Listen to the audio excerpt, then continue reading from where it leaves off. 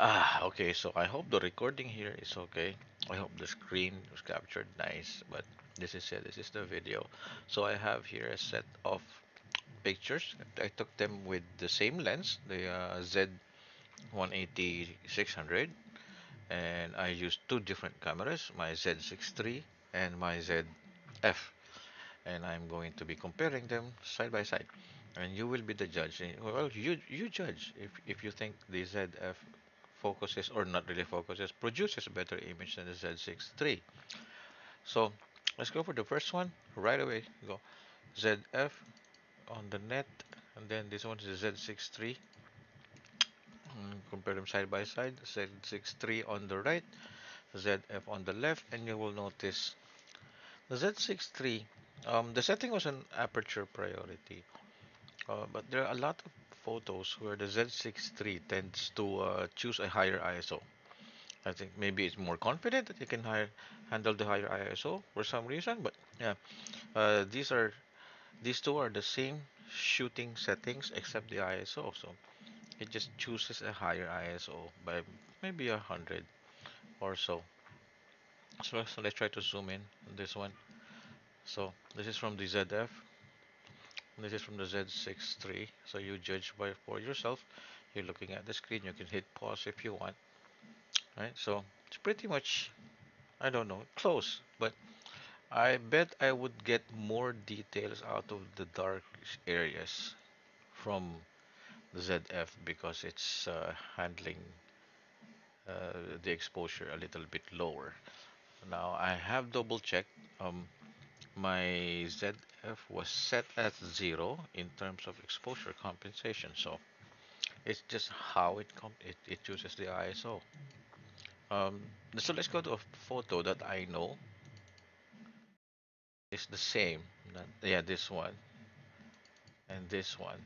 This one is Z6 III on the right, ZF on the left, and this one is all of the settings are exactly the same.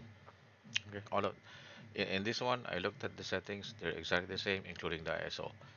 So let's take a look. So you'll be the judge,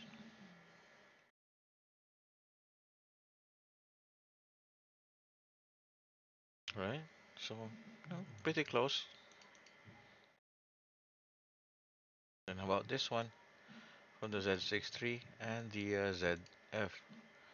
So ZF on the left and Z6 III on the right. And here you will also see the ZF really just shoots a little bit lower with a lower ISO than the Z6 III. The Z6 III just noticeably or more often than not will shoot with a higher ISO for some reason.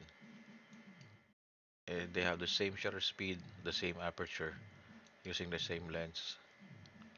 And I don't know what Nikon or Nikon did, but that's just how its algorithm goes. It just wants to use a little bit higher ISO, but still using on the same shutter speed and the same aperture, right? So how about this one? This is the Z6 III. This is the ZF. Put that on the left and the Z6 III on the right. So here you will again notice it's a little bit brighter, right? So because the Z6 III for some reason uses a little bit higher ISO for all of these shots except those two that I noticed that were the same. And all of my settings were the same. Focus mode, focal points, the metering were all the same. So it's really weird that the Z6 III does that. Is there a photo that we haven't looked at yet? I guess it would be this one. Yes, ZF and Z6 III, Z6 III on the right, ZF on the left. So a tiny bit of difference, which gives us, you know, for me, I'm siding on the darker areas of the ZF because I know I can pull more details from here compared to here, right? but they're all really great cameras. Now, what's the difference? What's why my verdict? Well, as you can see here, these are bird pictures, and I am a bird photographer. So, for me, the Z6 III works a lot better because of the not the image quality, not anything else, but it's about the ergonomics. You know, I can easily switch from video to photo. I have the controls all in my right hand.